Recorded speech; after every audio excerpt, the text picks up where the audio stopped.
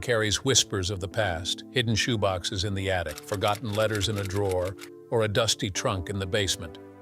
But Graceland is no ordinary home.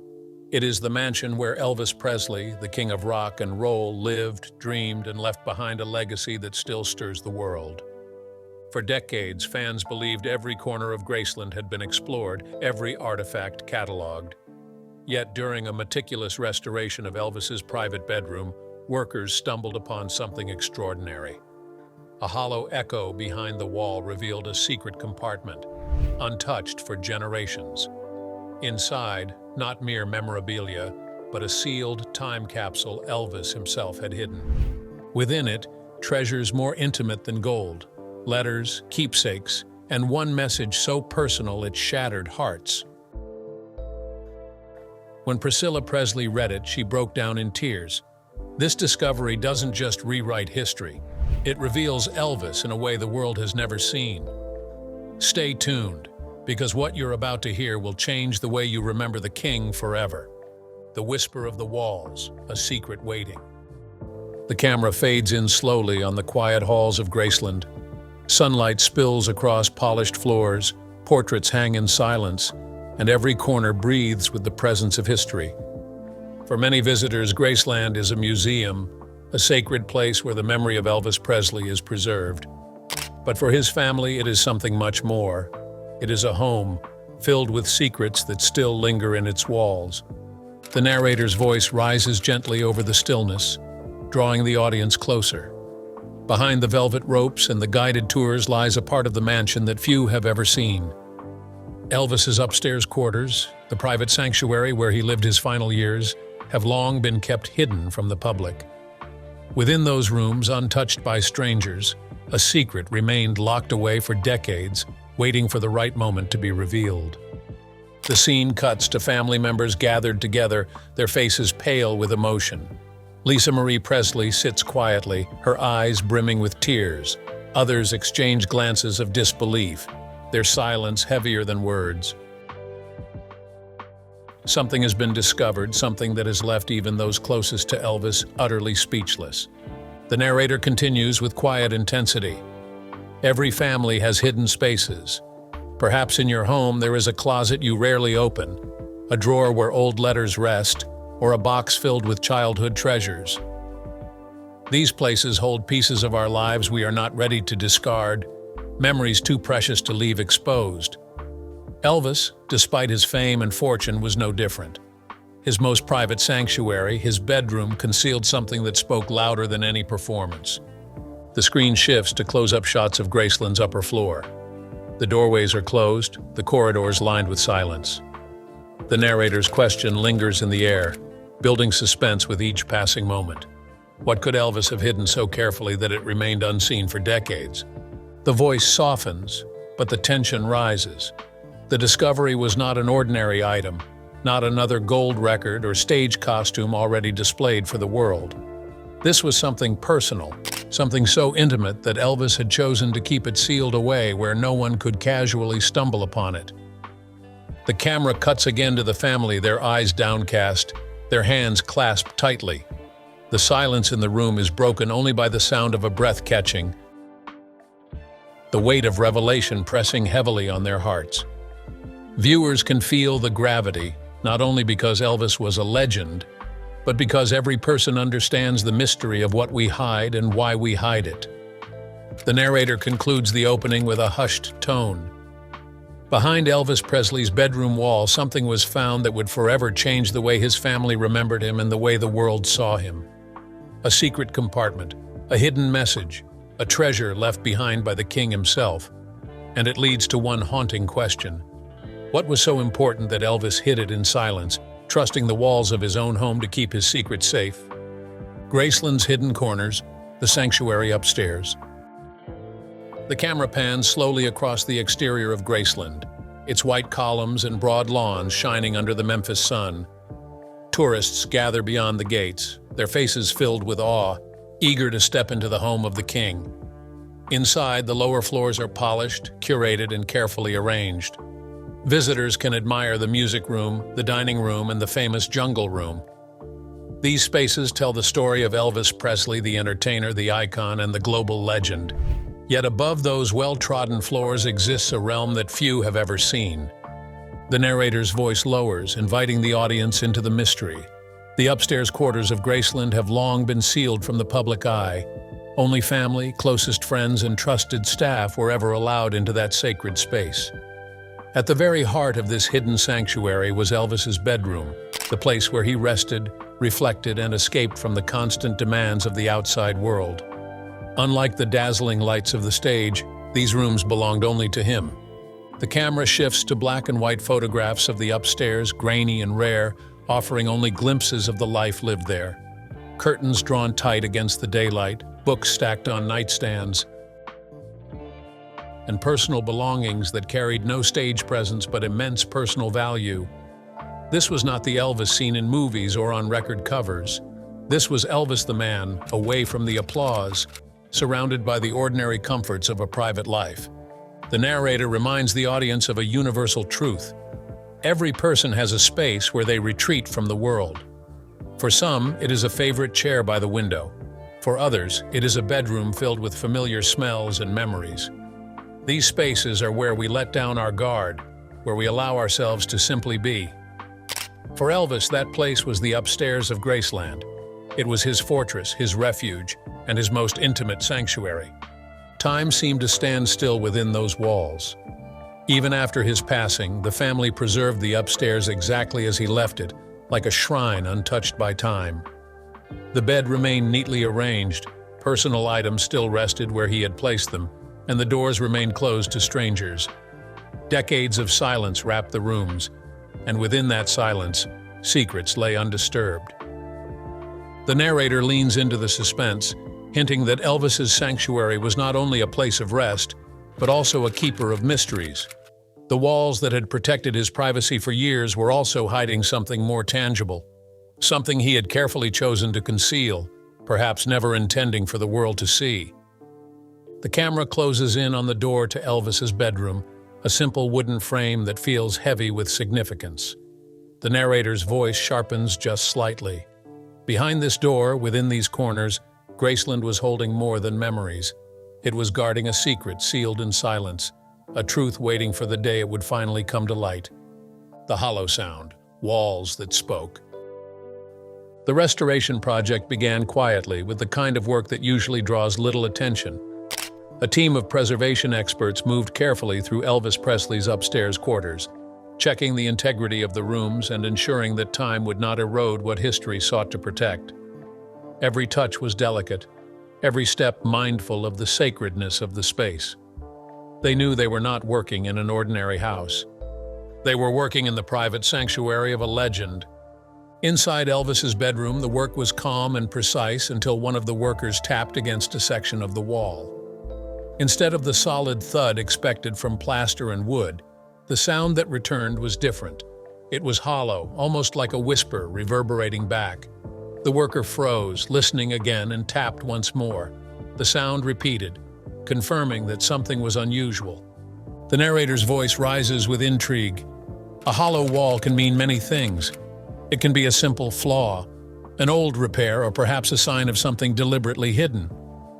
Everyone knows the curiosity that comes when something feels out of place in their own homes. A loose floorboard, a box tucked behind old clothes, or a drawer that seems heavier than it should be. Instinct tells us there is more there than meets the eye. The workers exchanged cautious glances. This was Elvis Presley's room. Every object, every corner carried meaning. They decided to investigate further, but with utmost care. Slowly, piece by piece, they began to remove part of the wall. The tools moved quietly, the sound of gentle scraping echoing in the room. Dust rose into the air, catching the light like fragments of memory being disturbed. What they uncovered was not empty space. Behind the wall lay a compartment, deliberately constructed, sealed away from the world outside. It had no markings, no instructions, and no obvious purpose other than to conceal. For decades it had remained hidden, undisturbed, waiting for the moment when human hands would finally uncover its secret. The narrator builds suspense as the scene unfolds. The discovery of hidden spaces has always fascinated the human heart. We imagine secret drawers in antique desks, envelopes tucked into the back of picture frames, or love letters pressed between the pages of forgotten books. These discoveries connect us to those who came before us, reminding us that behind every life lived are private treasures waiting to be found. News of the find quickly reached the Presley family. Lisa Marie and others were called in, their steps heavy with both anticipation and unease. The camera shows them gathered around the opening in the wall, their eyes fixed on the dark compartment. Silence fills the room. No one speaks because no words are needed. They all know that what rests inside this space could reveal a side of Elvis they had never fully known. The narrator concludes the moment with quiet suspense. A hollow sound in the wall had given way to discovery. What lay inside was not an accident of construction.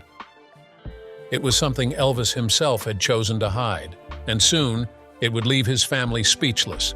The time capsule revealed treasures of the heart.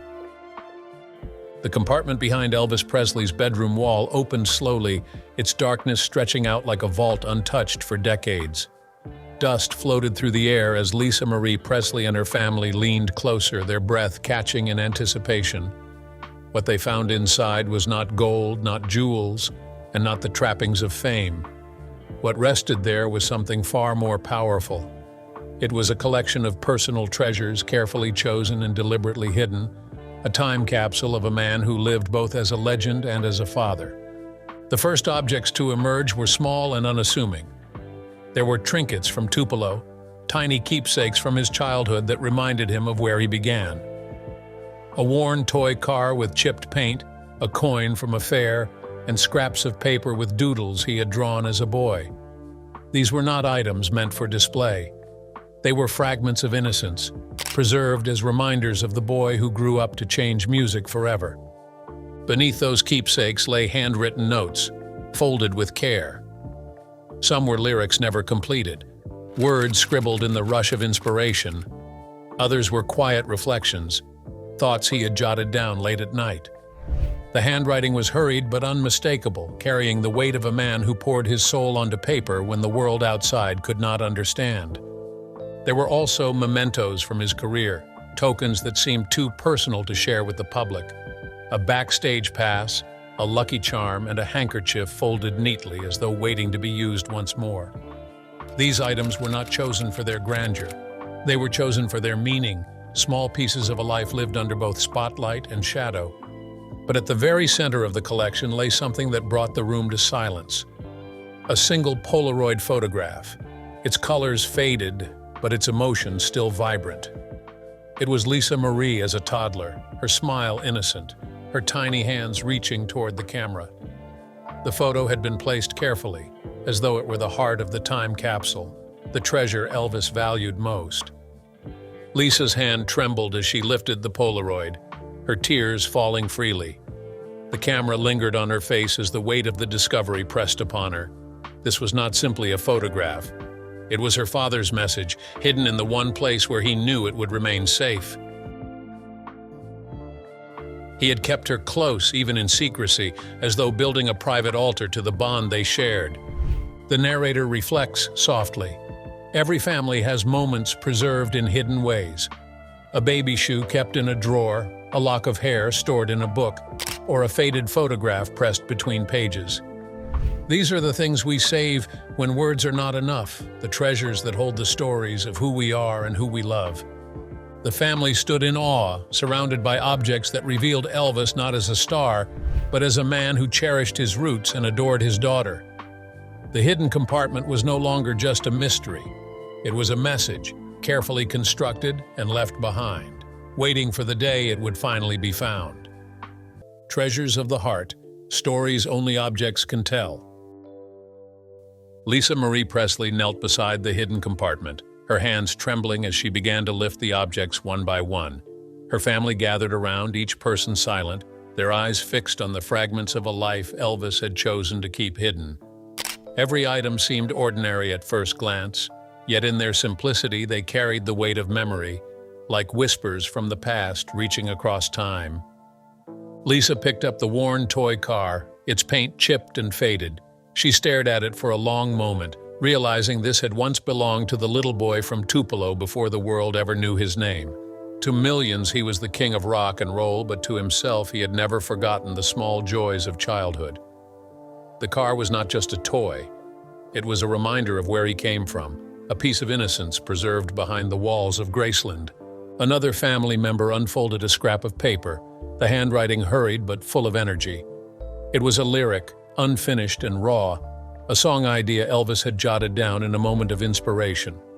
The words were simple, but they revealed the constant presence of music in his life.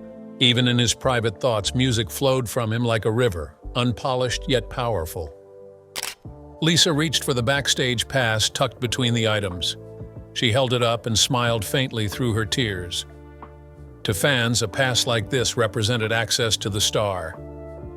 To Elvis, it may have represented the long nights on the road, the exhaustion hidden behind the glamour, and the longing for quiet moments with family. It was not the pass itself that mattered, but the story it carried about the man who lived both for the stage and for the home. Her hand then returned to the Polaroid of herself as a toddler. She pressed it gently against her chest, her tears falling again. This photograph, placed at the very heart of the collection, spoke louder than any note or lyric. It revealed what truly mattered most to Elvis. Fame may have consumed his days, but love for his daughter filled his nights. She was his greatest treasure, and he had ensured her image was preserved in the one place he considered untouchable. The narrator reflects softly, reminding the audience that every family holds treasures like these. They may not be valuable in the eyes of the world, but to those who keep them, they are priceless. A letter written in childhood, a pressed flower, or a faded photograph tucked away in a box. These objects are not just things. They are stories of who we were, who we loved, and who we long to be. As Lisa and her family sifted through the contents of the hidden compartment, one truth became clear. Elvis Presley had preserved not his stage persona, not his fame, but his truest self. The objects were tokens of a man who cherished innocence, who held on to memory, and who poured his heart into the people he loved most. These treasures of the heart were not meant for the crowd. They were meant for family. The letter, "To Those I Love," a confession in ink. Lisa Marie Presley's hands hovered over the bottom of the compartment. Among the keepsakes and tokens of memory, she noticed a folded piece of paper, its edges yellowed with age, its surface soft from time. The moment felt heavier than any before. This was not a toy, not a memento, but something more deliberate. She lifted it carefully, her fingers trembling as if she were holding her father's voice preserved on paper. The family gathered close as Lisa unfolded the sheet. Written in Elvis Presley's unmistakable hand were the words that carried an immediate gravity. At the top, in simple letters, it read, "To Those I Love." Silence filled the room as Lisa began to read aloud. Elvis confessed in the letter that he had built this secret compartment for one reason only. He needed a place where the truest parts of himself could remain safe, untouched by the world that demanded so much of him. "I wanted somewhere quiet," he wrote, "somewhere that could keep the things too precious to be displayed and too sacred to be lost." His words were tender, yet they carried the weight of loneliness. He admitted to the crushing pressures of fame. "The world saw me smile, but some nights I felt more alone than I could ever say. The cheers were loud, but when the music stopped, the silence pressed hard against me. I built this place so I could keep reminders of love close, reminders that I was more than the man on stage." Lisa's voice cracked as she read further. Elvis spoke of the burden of being watched, judged, and adored all at once. He confessed that he often longed for simple things, the innocence of his childhood, the comfort of family dinners, and the laughter of his daughter echoing in the halls. "What mattered most," he wrote, "was not the spotlight, but the faces of those I cherished when the lights went out." The narrator reflects softly, drawing the audience into the heart of the confession. Fame can appear dazzling, but behind it lies the very human need for love, belonging, and security. Just as Elvis hid pieces of himself behind his bedroom wall, many of us hide parts of our lives away. We tuck away letters, we save photographs, We preserve objects that remind us of who we really are. His hidden letter was not a message to the crowd, but a message to those who knew his heart. Lisa's tears blurred the words as she finished reading. Her father's voice, though gone, seemed to speak directly to her. This was not Elvis the legend. This was Elvis the man, reaching through time to explain why he had chosen to create this sanctuary. He was telling his family and the world that his greatest treasure was not his fame, but his love for them. The letter folded back into Lisa's trembling hands, and the room fell into silence. For the first time, the family truly understood the reason the secret had remained hidden for so long. It was not only a compartment in the wall, it was a compartment of the heart. The unfinished song, a voice beyond the stage. As the family lingered over the letter, believing they had reached the heart of the discovery, Lisa Marie Presley noticed something more at the very bottom of the compartment. A small stack of folded sheets lay pressed flat against the wood, their edges curled slightly with age. She reached down carefully and pulled them into the light. The paper was covered in music notes and handwritten words, scrawled with Elvis Presley's unmistakable touch. The family leaned in closer, realizing what they were seeing. It was sheet music, unfinished and raw, a song that had never been recorded. Lisa unfolded the pages with trembling hands, her eyes tracing the lyrics her father had left behind. The words were unpolished yet deeply powerful, filled with yearning and vulnerability. It was clear this was not written for the stage. It was written for the heart. The first lines carried the voice of a man stripped of glamour. He wrote of wanting to be remembered not as a spectacle but as a soul. He wrote of nights when the applause faded and silence grew too heavy, of his desire for the world to see beyond the glittering jumpsuits and the flashing lights. "I do not want to be a shadow," one line read. "I want to be remembered as flesh and blood, as a man who loved and was loved." The narrator's voice deepens as the screen shifts to images of Elvis offstage. Home movies of him playing in the yard with Lisa, photographs of him smiling at the dinner table, moments rarely seen by the public. The contrast is striking. The world knew Elvis the icon, but the unfinished song revealed Elvis the man, yearning to be remembered for his humanity more than his legend. Lisa's voice trembled as she whispered some of the lyrics aloud. Each line carried more weight than the last. The song was not complete, but it did not need to be. Its power came not from perfection, but from honesty. It was the confession of a man who lived under the heaviest of crowns and still longed to be known simply for his heart. The narrator reflects on the universality of the moment. Many people carry unfinished works, whether it is a letter never sent, a dream never pursued, or a song never sung. These unfinished pieces of our lives often reveal more about who we are than the polished things we show the world.